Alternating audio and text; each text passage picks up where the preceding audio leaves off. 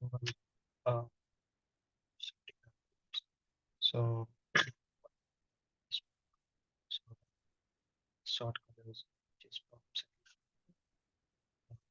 So the question is, where and objects, which skits are finite objects, um, colored red, white, or blue, and we're supposed to sort them in place, which means we can't duplicate the array or create a copy and print that out after sorting that in some order. It needs to be in the original array itself. Those colors in this case are represented by 0, 1, and 2. We need to do this without using the inbuilt sort function, which would run best case O n log n. So we come to that, and we also have a couple of examples where in the first case we have a nums array defined as a random sequence of these objects placed. So it's 2, 0, 2, 1, 1, 0. Our objective is to make sure we have objects of the same color placed adjacently in place. So we have, in this case, if 0 represents red, we have red objects placed here. Similarly, we have white and blue placed here. And if we have single objects of the same color, we place them in order of increasing numeric values. So it's 0, 1, 2. So it's a standard sorting problem. So the two algorithms which I researched while trying to understand this problem are bucket sort and quicksort. We'll be using bucket sort for this problem because that helps us operate a linear time, which is O. The reason for that is because we just have limited number of vectors for our objects, right? So let's say if we had any standard array with n objects or n items, sorting that would eventually take us O n log of n time, amortized best case. Um, but not amortized best, I think amortized case, normally best cases of some algorithms, but it's in the middle of the two, right? Sometimes one, sometimes the other. But for bucket sort, we have to have the best time, best runtime for the algorithm as well. So that helps us in this case because we just have three colors to be with. We can essentially form like three placeholders or three uh, buckets of some type to place those objects in those specific containers, right? That would need uh, just us for us to store some space in memory, which could be done in a hash function, which would not take up space anyways. So it's still helpful. Um, and sort of place the objects which we need in those buckets of this one, right? So let's say if our array is 2, 0, 2, 1, 0, we pass to the array once, we see each object and we encounter it, place the two in our kind of loop, for example. And it's similar, like as we go on through the array, we see zeros and ones as well, and those are placed in the appropriate bucket. And then we output the same value. So, so if you have two zero, 0, and we have, let's say, buckets of 0, 1, 2, repeating out that. So when we pass through the array once, which would be linear time, this would be in memory, right? So you know that. So passing through 2 would lead us or to put this in buckets 2 and so on and so forth to the end of the array. So that traversal would take us to 1. This would eventually lead us to all our relevant objects and requirements. So that would be bucket sort. The other algorithm I was mentioning is quicksort. Since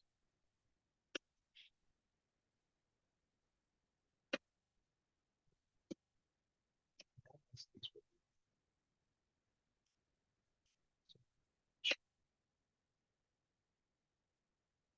so this would also lead us to so let's say if good essential partition and have a conditions in each one.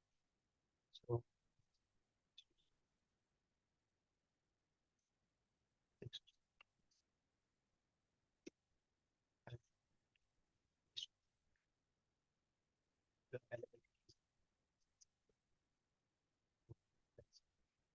this condition.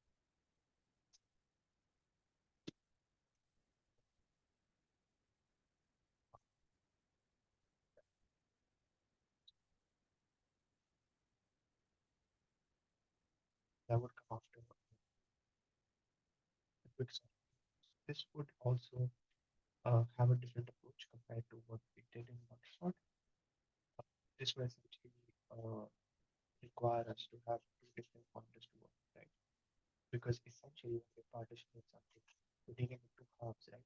Those two halves need individual pointers for the elements present in both halves to be sorted, right? So our first objective for partitioning was to have a condition. We could have elements of based on one condition grouped into different categories. But then to sort each category within itself requires us to have two different pointers to work with so that we know where we are in terms of the elements we're dealing with. So even inevitably, we have two different groups dealing with two different pointers, right? And in this case, if we have a left pointer would be on the leftmost side of the array, which is on the 0 and 10.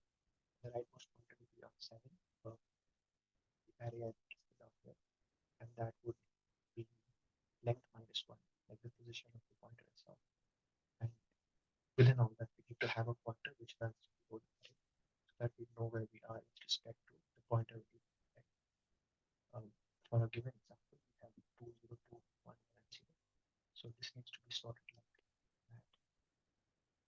So let's say we have a left and right pointer and a pointer I or j that we need to divide. So and our objective through the left and right pointer right would be to make sure that we are having 0 and 2's in the correct place, right? Because if you think about it, we have 0 and 2's in the correct place. And once we fall everybody is the array, which is what we want. So let's say for a left pointer, we have a condition that we want to like we see elements which are of type 0, and if we encounter those with something which is of type non-zero on its left, we would swap those two elements. The same thing for our right pointer. We have elements which are 1 or 0, and if we encounter them, we swap them with an element which is of type 2, and therefore by default we get type 2 elements on the right side of the right pointer, and we get type 0 elements on the left side of the left, because they are in different directions. The left pointer goes from the start of the array towards the end, and the right pointer goes the opposite direction. That's where those two conditions would lead us have the one in this case in the middle of the array. And obviously we need something to traverse the whole array so that we know where we are at a particular point. Right? We have our two conditions where we know what to encounter to swap with something so that we get our equivalent. So in this example, I just run through the process I just explained. So if we have 2 as a leftmost and if we encounter a 0 right after, we have to swap that because eventually we want zeros on the leftmost side of that. So that would be our first one. So we have 0, 2, 1. Because we have 2 at the original place, 1, 1, 0. Our I pointer would be on 2 because we've done a swap. And after we've done left swap, we want a pointer which traverses the polarity to be correct. So this would be a left pointer. And a right pointer also is on the right side. So we have I and we encounter a 2, right? That would need to be swapped again. The right pointer would need to come here. So this first 2 would be swapped with this 0, right? So we have 0, now 0 comes here. 2.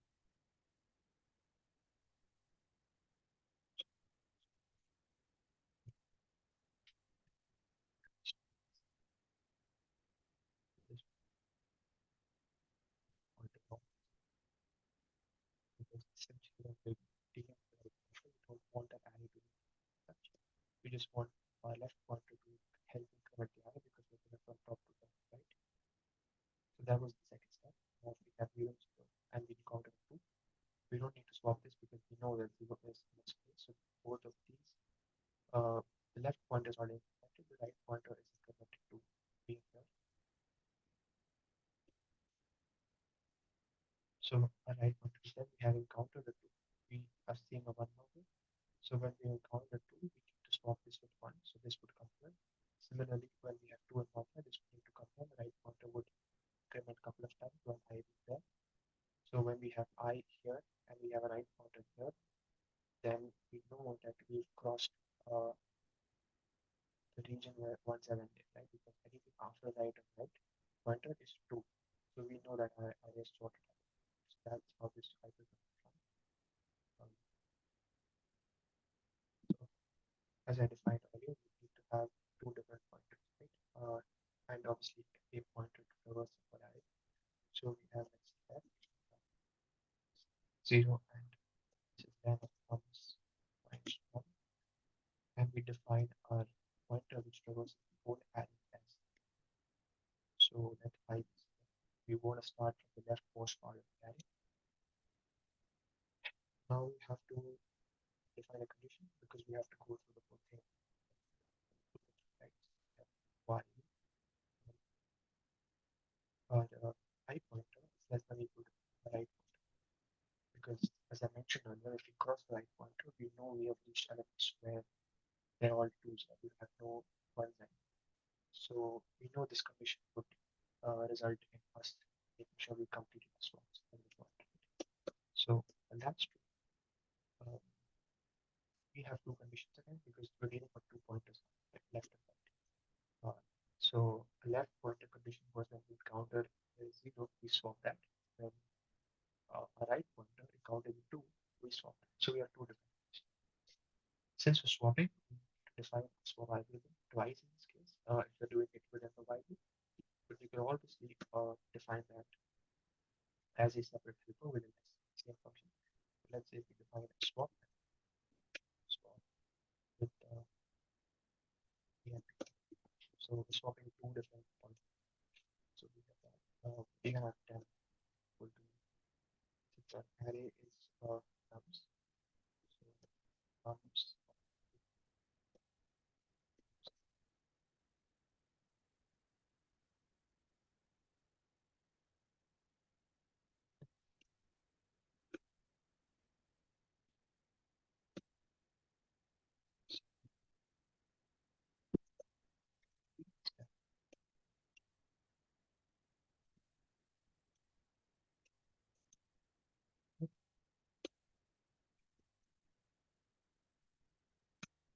and the first condition, which is if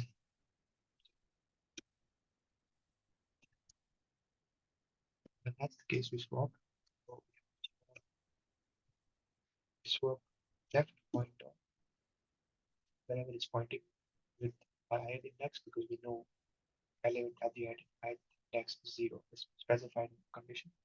So we swap with the incremental left pointer. So incremental by 1.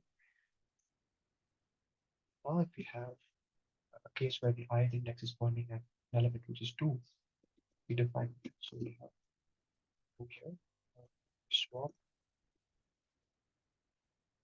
This is the opposite swap. So we have swap whatever is present at that position with the rightmost element as we're going in the opposite direction with the right pointer. And obviously we decrement the right pointer because that has to go in the opposite direction. So the right decrements. So and eventually we also want our ith index to increment, right? The issue with incrementing it, uh, let's say you two separate times here or maybe one time here, is that we don't want I to increment when the right pointer updates, right? Because I is just going in one direction, it's not bi-direction. So what we want is that I should be implemented after all this happens. So we have to have I increment condition.